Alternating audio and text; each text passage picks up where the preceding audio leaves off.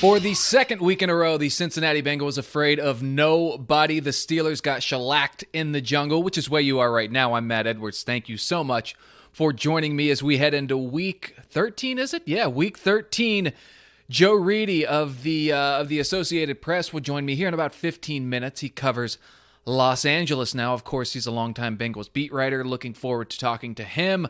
I'm still coming down off that Steelers high. I don't know if I could have recorded this on Monday. It's Tuesday now. I don't know if I recorded it on Monday if I would have sounded like a normal human being. I think I would have sounded like someone gave me one of those adrenaline shots in the neck. I was so jacked up. It's been really the Ravens game earlier and then this one, and the snowball just keeps on getting bigger for the Bengals. Once you think, hey, this team's really at a place I'm really happy about, they go out in a game where you know the Steelers were still mad about what happened in week 3, and they just give them a smack right across the face.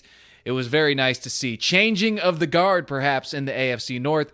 The Bengals have now won 3 straight against Pittsburgh. It's the first time, I said this last week, this is the first time they've won 3 in a row against Pittsburgh since 1990. From the 1988 through the 1990 season, they won 6 in a row against the Steelers. Now, the Bengals, last time they won 3 in a row against the Steelers, 1990. You know what else they did that year? Won a playoff game. Let's see if that can follow up. But let's not get ahead of ourselves. The Bengals have a tough schedule, starting with the San Diego Chargers. Excuse me, I'm going to do that 1,000 times. The Los Angeles Chargers this Sunday at Paul Brown Stadium. We'll talk about that in just a minute. But the thing that really stood out for me from not only just Sunday, but the last couple days, and really dating back to the Baltimore game, is that the message has been sent by the Bengals. The win itself, cool. The way they did it where it was over at halftime, now we're getting somewhere. Combine it with the sweep, combine it with the fact they won by 2 touchdowns in Pittsburgh earlier this year, combine it with the fact that they smacked the Ravens around pretty much the same way they smacked the Steelers around. It took a little longer, and of course the Ravens are a better team, but with a few minutes left in that Ravens game, there was no doubt the Bengals ran away with it. What does that mean to the young guys on this team? Because for so long, the guys you really looked at, the jerseys you saw in the stands, Andy Dalton, A.J. Green, Carlos Dunlap, Geno Atkins, all those guys knew from Pittsburgh was getting punched around anytime, the 2 times a year they had to play them. For some of those years, 3 times they had to play them. But for these new young guys, Joe Burrow, Jamar Chase, Logan Wilson, Sam Hubbard, what does it mean to not only dominate the Steelers last year on Monday Night Football, but then again in Pittsburgh, and now again when you know Pittsburgh is down and nearly out, and you still just throttle them for 4 straight quarters? For those guys to win 3 in a row against a team that's tortured the Bengals for the majority of the last 2 decades, to me that's something, and I know it kind of sounds corny, but it's something you build on for years to come. In the past, when the Steelers would come into Paul Brown Stadium, those guys I mentioned before from the Marvin Lewis era, God, they had to get a pit in their stomach. It couldn't have felt good. They had to start feeling sick, knowing that for whatever reason, these guys beat us up all the time. Not that way anymore. Not with Joe Burrow at the helm. Not with Zach Taylor at the helm. These guys now believe, yeah, we're the crop. We're the cream of the crop. We are the team in the division. Doesn't it feel that way? Like, the Cleveland game happened, whatever. We'll see what happens when they play them again. They've got Baltimore again, but the Bengals now 3-1 in the division, and this team really, with Joe Burrow leading the charge, has to feel like no one can touch them, and that's huge coming down the stretch here, where they're going to play Baltimore again, they're going to play the Chiefs again, they're going to play the 49ers, who are really hot. We'll have more on that game in a minute. I think this is a statement, not just win, but first 3 months of the season. You can win those early games. You can win that Baltimore game, and you can say, all right, then they lost to the Jets and Browns. Maybe it's a little bit fluky. Not the case. They beat 2 pretty good teams in a row. Actually, I take that back. They beat 2 average teams, but 2 teams fighting for their lives in a row with ease. 32-13 against the Raiders on the road in Las Vegas. By the way, a Raiders team that beat the Cowboys 4 days later. Everyone loves Dallas. And then the Steelers, not good, probably a 500 team, maybe even worse than that. But still, a team that's got some guys, still has Cam Hayward, still has TJ Watt. This team is not afraid of the Steelers like I truly believe Marvin Lewis set the tone, and I believe in the past the Bengals were afraid of, I don't want to say afraid, the Bengals had a mental, what's the word? They were afraid of the Steelers. Let's put it that way. That's what it is. These are grown men. Andy Dalton, 3-13 in his career against the Steelers. Joe Burrow has 2 wins already this year. Not ripping on Andy, not ripping on Marvin, but you look at this now and you think this is headed in the right direction. Would have been easy to go out there and play a close game, even lose a game against the Steelers. They didn't let it happen. These things get in your head, right? We all know when certain things pop up, you get concerned about them. Everyone has that in their lives. The Bengals no longer have that when it comes to the Steelers. It's huge. And they absolutely whacked both the Steelers and Ravens this year. They'll play the Ravens again. Chris Mack, the current Louisville head basketball coach, former Xavier coach. When I worked in Cincinnati, he was the head coach at Xavier. I remember him saying one time, a few of us reporters were around talking to him, and he was just adamant how important getting he said, I specifically remember because I think this applies to all life. I'm getting a little ranty here. But he said confidence is the most important thing in sports, and the Bengals have so much of it right now, and you can see it when they go out there and just shove their foot down the throat of the Pittsburgh Steelers. Beautiful thing to see. And the Steelers, the other end of it in Pittsburgh this week, they are up in arms. And you could see it at the beginning of the game, really. Once the Bengals went up, I think it was 24-3, and they showed a sideline shot of the Steelers just looking miserable. And that's not something they would do in the past. The Bengals have had big leads on Pittsburgh before. I've talked ad nauseum before about the 21-7 lead that Marvin Lewis blew on Monday Night Football in Cincinnati. It's still one of those that was the moment for me that I wanted Marvin gone. So and look, I know these aren't the Steelers of old. I don't care. They're still the Steelers. They still have more division titles than any of the other teams in the AFC North over the last, 15 years. TJ Watt, big money guy, supposed to be the big scary guy, couldn't do anything. He grabs the smallest guy on the team in Joe Burrow, or the smallest guy on offense anyway, and Joe Burrow 30 yards away from the play, and just tries to rip him down because he's so mad that he's just getting his ass kicked up and down the field the whole game. Picking on the smallest guy in the field like you're in grade school. That's what the insecure bullies did, and that's what TJ Watt was doing on Sunday. What a loser. Chase Claypool, fourth quarter, talking smack, down 38 points, ripped off Darius Phillips' helmet. These guys lost it. The Bengals destroyed them, not just on the scoreboard, but in their own heads. They can't take it. Did you see Ben Roethlisberger after he threw that pick six? The look on his face just kind of said, I don't know what else to do. They're lost. And I hope it stays that way for the next 1,000 years. Former Steelers now calling out the Pittsburgh team, the current team, for being soft and being selfish.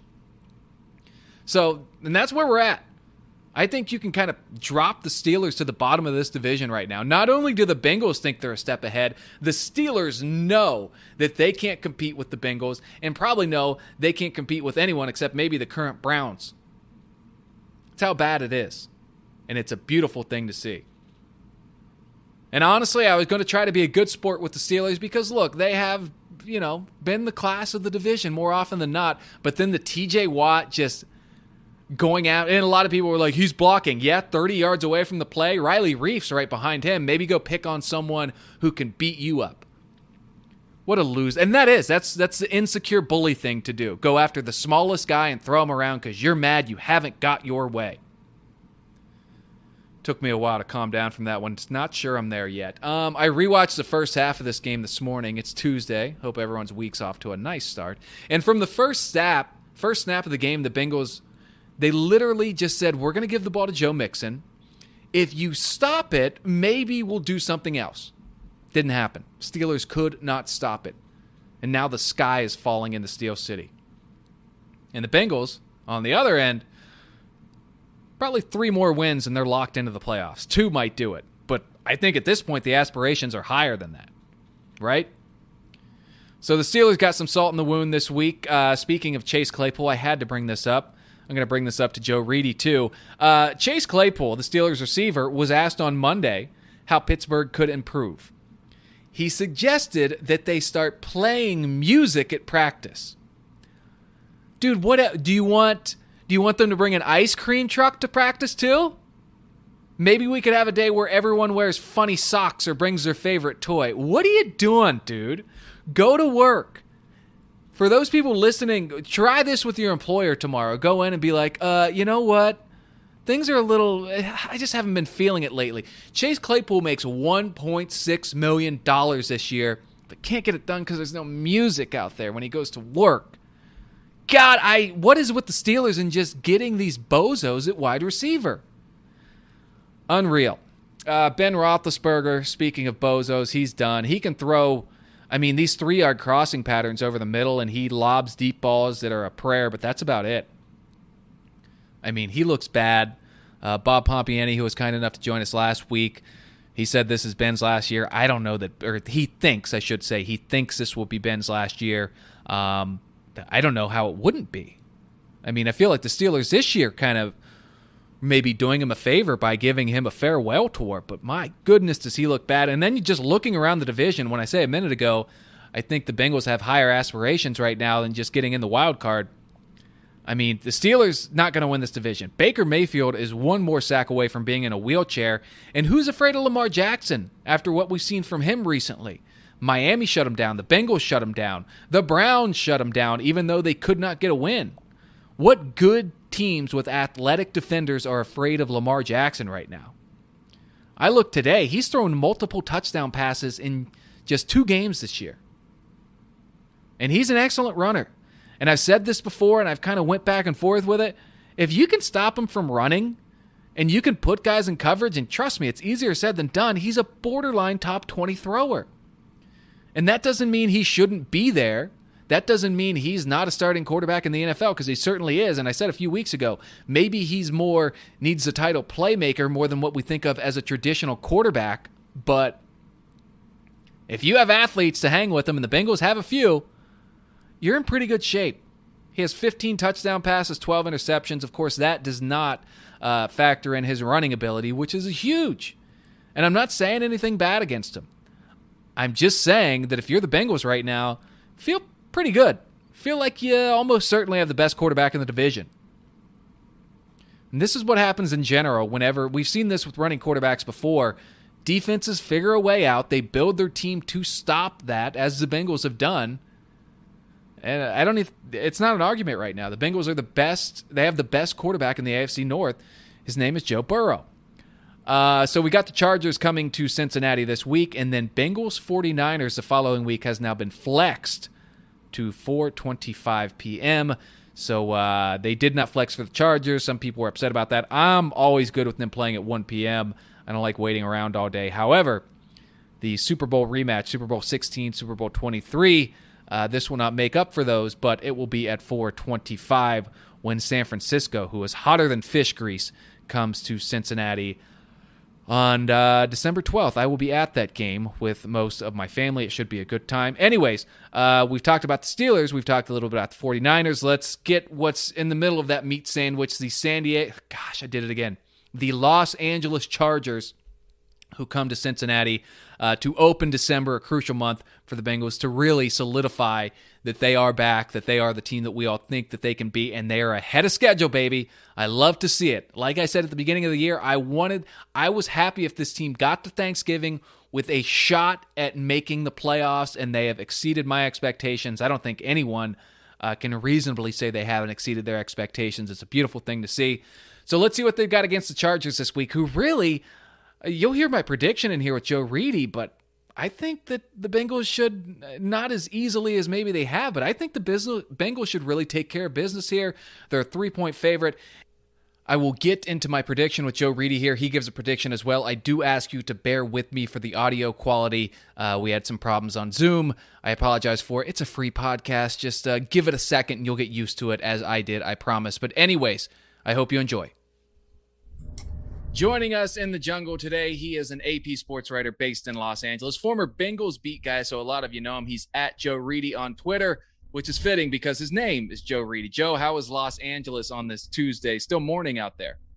It's pretty wild, Matt, after the Lincoln Riley stuff of the past 48 hours. People kind of forget the Clippers are struggling, the Lakers are struggling, and both LA football teams are in a little bit of a bind at the moment. So still plenty happening. Well, that's interesting. You and I were talking just a minute ago. There were no leaks. Nothing came out. I know this is a Bengals and an NFL podcast, but everyone's talking about Lincoln Riley and, of course, now Brian Kelly. But let's stick with USC here. When did you first kind of hear rumblings of the Oklahoma head coach bolting out of Norman for sunnier skies? I think, like everybody else, kind of that half-hour window Sunday afternoon. I saw Mike and Brandon Sosna Saturday night because I had USC BYU. And you couldn't tell anything whatsoever that they were going to talk to Lincoln Riley later in the night, or they were a bundle of emotions over that Bedlam game over what was happening. Because even Brandon said yesterday during the Lincoln thing that if Oklahoma would have won, that would have really put a kibosh on their plans and everything. So they were Oklahoma State fans, and when that game ended and Mike Gundy was wearing the black hat like the third coming of Johnny Cash, they were pretty good that they got their man. I always love the little details that you hear about that in sports and really history in general, the little tiny things. If Oklahoma State doesn't win that game, I mean, who knows? Lincoln Riley can still stay at Oklahoma. Could, and who goes to USC? The dominoes continue to fall, so that's really interesting. Just a wild, it's 36 hours in college football, 48, whatever it is. It's been about as fun as it gets, aside from that noon game on Fox Saturday. That was rough for me personally. And I mean, it's still continuing, because I think if you're a UC fan, Fickle wasn't going to come here. Fickle, with the Big 12 and how he's got UC right now, is in excellent shape. And the only thing that could basically blow that up is basically what's happened in the past 48 hours with now Brian Kelly going to LSU. It's like the nightmare scenario of 2009 all over again, where Notre Dame could poach a UC coach. So basically, this is a disaster scenarios of all disaster scenarios for UC fans. But hopefully things come out well in the end. They can get the win on Saturday. Luke somehow stays and they get into the playoff. Yeah, and just to let everyone know, and I don't know if you saw this yet, Joe, Luke Fickell was asked about it this morning and essentially dodged the question, as you would expect him to. At a minimum, he's probably going to get, a little more money on that contract, so we'll see. Yeah, I kind of like Lincoln Riley Saturday night saying, I'm not going to be LSU's next coach. I'm surprised nobody else goes, well, are there any other schools possibly? So he was true at saying, I'm not going to be LSU's next coach. You didn't ask me about USC. That's a fair point. He didn't tell a lie, so that was that. All right, let's get on to the NFL stuff. Bengals Chargers at 1:00 this Sunday. Did not get flexed with them, which I'm good with. A lot of people, I still think it's maybe the best game Sunday, but it'll be at 1:00. I didn't realize how bad this Chargers rushing defense is, Joe. Giving up 145 yards a game, that's worse than the league. Then you've got Joe Mixon, 352 yards on the ground. That's on the ground, not even the screens he catches on the ground in the last 3 games. 6 touchdowns, and that's 5.5 yards per carry. Is that what it's going to come down to Sunday? Is it going to be as simple as it was against the Steelers the other day? Give the ball to Joe and everything else falls into place? Possibly. I think that, you look at Denver. They got a 2-headed rushing attack. Dallas, where they gave up a lot of yards, 2-headed rushing attack. It seems like when you got depth in the running game, that's the biggest problem for the Chargers. Clyde Edwards-Helaire did run for 100 on him at Kansas City. Other than that, you've got the scrambles, I think, with Mahomes a little bit too. And, I mean, Joe ran well against the Chargers last year. I think his first NFL touchdown was that 18 to 20-yard kind of option read there. So, we talk a lot about the quarterbacks in this game, and deservedly so, with Burrow and Herbert. But this is a pretty damn good matchup of running backs. Joe Mixon and Austin Eckler of the Chargers. Both are, physical running backs. but also how they can catch the ball out of the backfield too. And most of Eckler's touchdowns this year have come in the screen game and everything. Yeah, and Austin Eckler, one of the not as underrated as he was there for a few years, but he's a guy who kind of pushed Melvin Gordon out of town when Melvin wanted all that money, and he certainly proved to be worth it. And one of the more likable guys, and I don't just say that because he's on my fantasy team. He's enjoyable. So we'll see what Joe Mixon can do. And the Chargers do get a lot of love, and especially Justin Herbert gets a lot of love. But then I look at their schedule. I didn't realize they've lost 4 of 6. Their 2 wins come against pretty average teams, the 2 out of Pennsylvania, the Eagles and the Steelers. Yet everything I hear, they're still treated like they're in this race for the AFC West with the Chiefs. Does the fan base and the national media just have that much, or the local media too, from your perspective, have that much trust in Justin Herbert? What is it that, despite losing 4 of 6, everyone still sees them as one of the contenders in the AFC? Well, they're only a game out from Kansas City at the moment. If they won on Sunday with Denver, they would have been tied with Kansas City and technically would have been in the lead because they've got to win against Kansas City on head-to-head. So winning Week 3 in Arrowhead still carries a lot. I think at the beginning of the season, we saw after the first 6 games, if they could go at least 2-4, they were going to have a shot with how the schedule shaped after the bye week. And they went 4-2 and exceeded expectations against, 5 teams that made the postseason last year, and having to come east twice because they had to go to Washington in an opener and then Baltimore in Week 6. So that heightened expectations a little bit in the way the offense performed first 4 or 5 weeks. I think teams have caught up to what they are doing, and they haven't successfully counterpunched yet. They haven't found a way to, kind of bob and weave now that the defenses have solved them. And, the Denver, the Pittsburgh and Philadelphia games, they trailed and then went on game-winning drives. So those games didn't look well for the most part, too. But really, the Denver game is the first one since Baltimore, and I think since that New England game last year that sewed up Anthony Lynn's fate, that is the worst that they looked on all 3 sides of the ball. Very interesting. You mentioned the coming out east, the Bengals and 49ers next week got flexed to 425. I saw a lot of Bengals fans saying that gives the 49ers an advantage. You've worked in the Eastern time zone. You now work in the Pacific time zone. Is that a real thing? Is it going to bother the Chargers to be playing on what's 10 a.m. on their body clocks? I've always thought maybe that's a little overrated when it comes to, now the travel itself, probably a little bit of a headache, but is that a real thing? These guys are pros. I think now with sleep science and everything, and it's weird that we talk about sleep science and everything, Chargers kind of bucked the trend to where they fly on Saturday. They don't fly on Friday night, where Brandon Staley kind of took that from Sean McVay, that on the second day is when it hits you with the body clock and everything.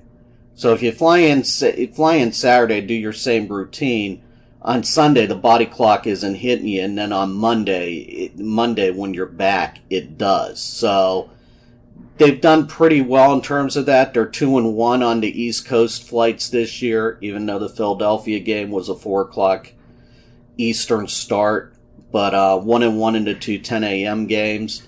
They should do pretty well. So I don't think the body clock hits anywhere, and I think the flying in on Saturday now is going to be more of a trend even for East teams coming West because of COVID protocols the past couple of years. And I think now that you see the records and, like I said, the sleep science and everything, it bears out. Interesting. That's something I've wondered about. I don't know. Like I said, these guys are pros. All right. The Bengals have been hot since their bye week. They've got 2 blowout wins now. We're all on, what's the word? Cloud 9. Is everyone in Cincinnati. What do you think the Chargers can do here? Because like I just mentioned, they've lost 4 of 6. Can they do something? What is it that they can do to knock off the Bengals? And by the way, the Chargers have not won back-to-back games since those first 2 Sundays of October, if I'm correct. Yeah, I think that the key is it's got to kind of be like the Pittsburgh game. I think the Pittsburgh game showed the full potential of this offense, where everybody's like, well, Justin's got to throw the ball downfield more. Yeah, he does a couple times. But in that short and intermediate passing game, if the receivers can get room to operate and get yards after the catch, and Eckler gets yards after the catch in that screen game, it really works well. I think they had like 220 yards after the catch against Pittsburgh. So that's the key. Eckler, being able to run for 4 or 5 yards a carry helps. After Eckler, the running game, trying to find a number 2 running back. I know the Bengals with P. Ryan as the number 2 back has done pretty well. Chargers still looking for that guy. Larry Roundtree, a rookie, basically thought to be a third down specialist. He was inactive last week. Just the special teams numbers and everything, they couldn't fit him in. Justin Jackson, 4th-year guy, has a lot of speed, just can't stay healthy. And Joshua Kelly, 2nd-year guy, kind of still learning. I think they got to get the tight ends involved. Also an interesting tight end matchup when you see C.J. Uzomah, the Bengals, and then with the Chargers, they got Jared Cook and Steven Anderson, who can also catch the ball. Cook's kind of exceeded my expectations a little bit. I think we all thought when Hunter Henry left, the tight end production was going to drop off, but Jared Cook, knowing this offense from Joe Lombardi in New Orleans, has done pretty well. I think on the defenses, though, Chargers very inconsistent in the pass rush, and I think the Bengals have been getting after things pretty well.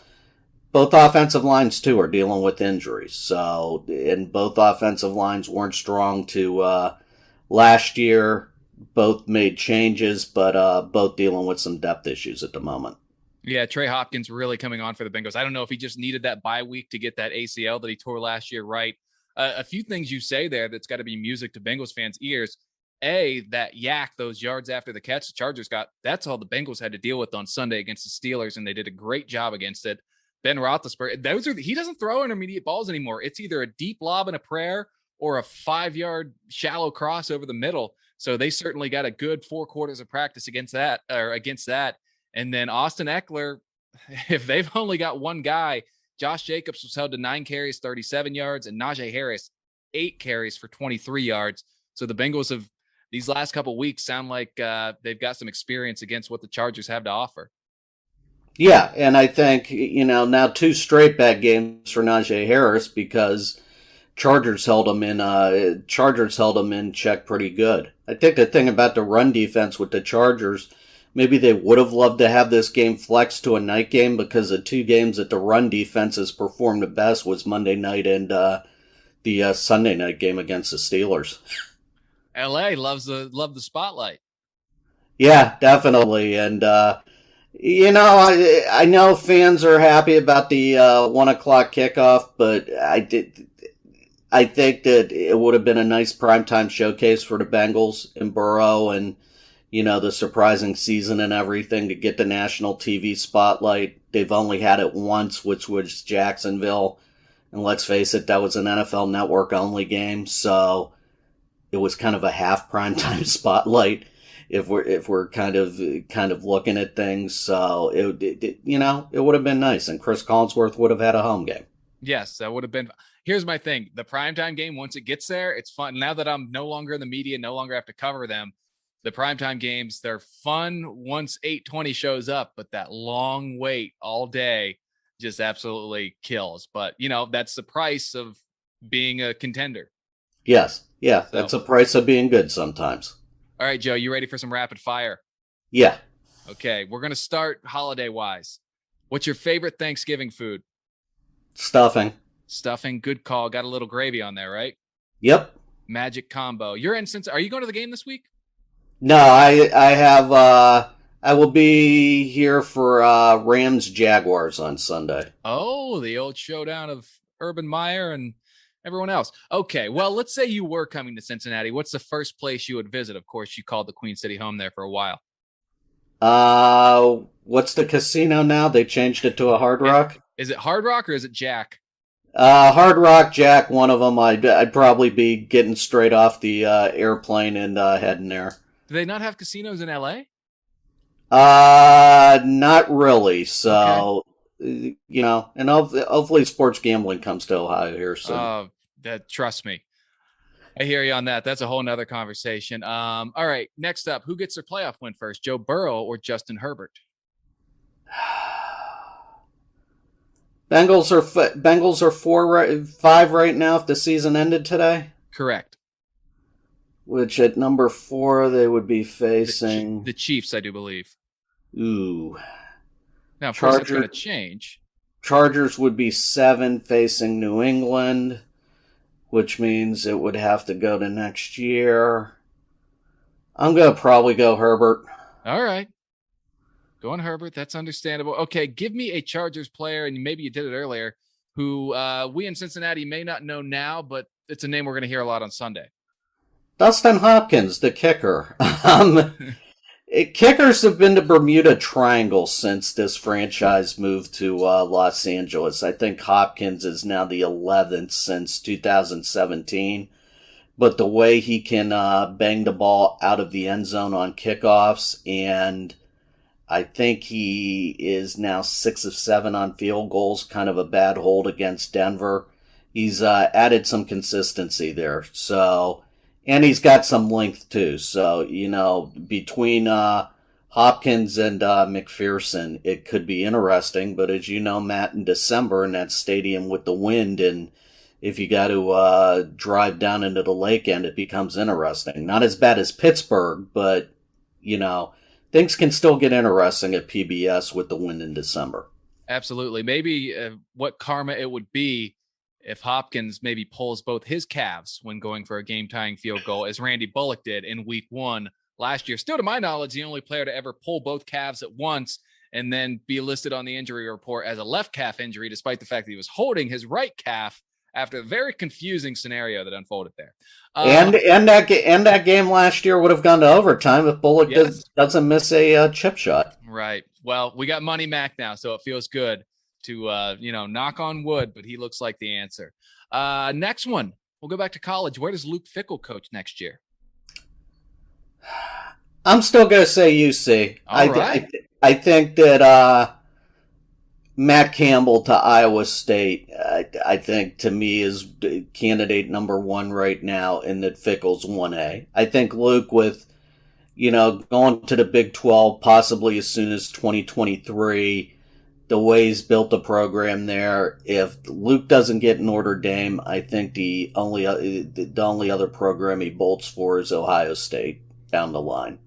Interesting. And I mean, we should also, as you know, Marcus Freeman, the current Notre Dame defensive coordinator who was with Luke in Cincinnati, by all reports, seems to be as good a candidate as any. So they might just stay in house, which would kind of stop these dominoes from falling the way they have been. This might be a tough one. Who is your favorite current sports reporter in the Cincinnati market? Oh, boy. You can also do least favorite. I'm trying to be nice here. Probably still Doc. Doc and I get along well, and Doc's got to be enjoying this year with the Bengals and everything. I'll admit, since Kelsey came and joined the beat, I haven't read much of her just because of the way the season has gone and the many different things here. So I really don't know her and really haven't read enough to have an opinion. But I would also say too that Justin Williams is doing pretty well too at The Athletic. Yeah, he does a great job covering the Bearcats as well. What's your current pet peeve, Joe? Oh, let's see. The millions that I have over the years. I still think my favorite on Twitter is people responding, "We don't care," when you tweet something out. It's like, well, if you don't care, why are you responding? You don't care. Just, if you don't care, you wouldn't have said anything to begin with. They do care, and they need therapy. Yes. Last good movie or show that you watched? Actually, last night I watched the HBO Music Box Alanis Morissette documentary. Okay, I have not watched that one. On Jagged Little Pill 25 years later, which was good, kind of remembering that album. For those of us who were in our 20s and remember that album back then when it hit the scene, and all this stuff from there. But I think I got a Bill Simmons Music Box series that he's doing for HBO is pretty good. I've heard lots of raves on the DMX one that debuted last Thursday, so I'll have to check that one out too. Yeah, I've watched the Woodstock one. I have not watched any after that, but Woodstock was really good. He pointed out, I forgot just how god-awful the music was in the late 90s. And, of course, me being in 6th grade or whatever, it was the coolest thing in the world. But you listen to it now, and it's like, how did this many people like Limp Bizkit and Kid Rock? But we did. Yeah, and they're still making money off royalties. So. Yep. One of them takes themselves a lot less seriously than the other. Chase Claypool, the Steelers wide receiver, suggested that they put music at practice to maybe get things going a little bit. Joe, what would make your work environment better if it was added by your employer? Wet bar. I knew that one was coming, and you can see it over my left shoulder here. Yeah, and I think the funniest thing is at SoFi Stadium, directly under the press box, one floor is basically a bar. So they kind of had scribes in mind that, hey, if you have to sneak out during the fourth quarter to come down one floor, it's right there. I always thought when I was working in TV, like before the 11 o'clock show, if I could just have one beer at 10:45, it wouldn't mess anything up. I'd be much better, actually, because I'd be happier. But alas, I don't think I ever brought it up, but I don't think I would have stood a chance. I do remember one of the stations I worked at, they said they would drink in the parking lot afterward, then throw their empties on the roof. And then for whatever reason, one of the bosses had to go up to the roof one day, and that put an end to that when there were several hundred empties up there. So, oh, boy. I will not say which of the 3 NBC affiliates I worked at that was, but it might have been all of them, and that's the only one I heard the story about. All right, and then finally here, I'm going to ask you for an early score prediction. It's only Tuesday. I'll give you a second to think about it and giving you mine. The Bengals have been hot, and I try not to be too much of a homer here, but, man, they scored 32 or more in 5 of their last 6. Again, I haven't got to watch a lot of the Chargers, but kind of just looking into them and talking to you, I think what you said about what they're good at is what the Bengals are good at stopping. I'm going to go Bengals. I hate giving this big of a number. Not that it matters. Maybe someone will tweet, "We don't care," and you shouldn't, because it really doesn't matter. I'm going to say Bengals 34-17. Interesting. Chargers have given up 20 or more, I think, in 7 or 8 straight games. So I think it will be, we got weather forecast for Sunday yet on, I don't know if you've got the Power 5 Doppler fired up there yet or everything. It looks like it will be 58 with 40% chance of showers, 9 mile per hour wind. Okay. So really temperature-wise, nice for December, but that rain, if I would have saw that, maybe I would have went Bengals 31 instead of 34. I'll stick with 34, though. Yeah, I think kind of similar to Denver weather that the Chargers encountered last week. I think the Bengals will win. I'm going to go more 30-24. 30-24, so a little bit tighter, but yeah, we're kind of in the same ballpark there. So watch it be a 10-7 game. As would be apropos. But Yes. but at least the conditions aren't like this past Saturday in Michigan with Michigan, Ohio State, and then Penn State, Michigan State with the snow globes. Yeah, well, I'll tell you, aside from the actual game itself, I love watching the games in the snow, but that's from the warmth of my couch, and that makes it a lot easier than actually being out there. I have been out there shooting those games where I can't feel my fingers, so I felt bad for everyone down there, but, comes with the job, so. Yeah, especially Michigan Stadium, where basically you've got all those college stadiums.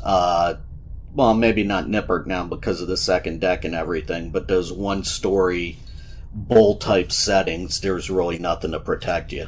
Yes, it's made to just dump on you. So, yes, we'll be good without the snow. I wouldn't mind seeing a snow game later in the year. I enjoy those especially. I don't think there's anyone, maybe Tennessee's the only, I don't know. We'll worry about that. Maybe if the Chargers come to Cincinnati for a playoff game, we can have Freezer Bowl Part 2. Well, they tried to do that in 2013, and it didn't work well for the Bengals. Well, that's a good point. Hey, it's a new day, Joe. It's a new day. Yes, it is. All right, sir. Anything else you want to add before we get out of here? Uh, just very happy with the Bengals turnaround. I think when you look at Burrow, second year, it kind of reminds me of 2005 a little bit. Marvin was in his third year. Zach's in his third year. Now, granted, the first 2 years for Zach didn't go as well as Marvin's first 2 years, but also now Burrow in his second full year. Carson was in his second full year. Kind of has a lot of 2005 vibes to it, but very happy for the turnaround. Very happy to see a Ring of Honor. New uniforms are doing well. And, should be an exciting Sunday in Cincinnati. Hopefully, Bearcat fans get their college football playoff announcement around 11 or 11:30, and then fun game and hopefully pretty good weather conditions. So hopefully everybody does well, everybody tailgates safe, and momentum can continue. Yeah, that could make for a fun day should the Bearcats get in. I think that playoff selection shows at noon and then kick off at 1. That could be quite the raucous stadium. And that's an interesting parallel you made. I didn't even think about that with them both being in their third years. Of course, the Bengals and Marvin's first 2 years went 8-8 each year. Although that 2004 8-8 year was kind of seen as a disappointment because, as you remember, they finished 6-2 in the second half of 2003. So after starting 2-6, so I'm not going to go down that encyclopedia. Yeah, but also too, mid-November Carson got hurt in 2004, which kind of stunned the momentum a little bit. There was that slow start in 2004. But, that Monday night win against Denver put them on a national stage and kept things building. But, what Zach has done this year, after the first 2 years when everybody was looking for first 32-game starts among a coach in NFL playoff history to get things turned around has been very good to see it. It kind of like 2011 when nobody expected a record like this, too. And you know what I take from that is don't take this for granted, because in that 2005 season, they went 11-5, and me and everyone else in the world thought the Bengals are going to make the playoffs for the next 10 years. Carson Palmer's the next Peyton Manning, but obviously things didn't work out quite like that. So let's enjoy the ride while it's here. Yeah. And, it's a week-to-week league. Momentum's high in Cincinnati right now. Everybody wants to burn down the Chargers and wants to run the offensive coordinator out of town, and who knows? Maybe next Monday it's completely different. But either way, after this game, I think Bengals are in a good position playoff-wise. Yep, it's a roller coaster. Got to get them in the bank. Got to win these home games, which the Bengals have a lot of here down the stretch. Joe, appreciate you coming on. He's at Joe Reedy. That's Reedy on Twitter. He's got his Grinch picture up, correct? It's up there, and I think, people will be surprised with how positive I spoke about the Bengals, which it's like, was he drinking at 11 a.m. in the morning in L.A.? No, I'm stone cold sober. And hey, but when both Ohio football teams do well, the entire state is happy, even though it's 6-6. People want to run Baker Mayfield out of this state, but still, January 9th in the dog pound's going to be interesting for Bengals and Browns. Yes, we'll see if the Browns can get a little momentum and the Bengals can keep it going. That could be one that ends up being a Sunday night football game should one of the two need it to get into the playoffs. All right, Joe Reedy, thank you for joining me. Second time you've been on. Always a pleasure, my friend. Take care of yourself. We'll see you soon. No problem, Matt. Thanks again. All right, thanks, Joe.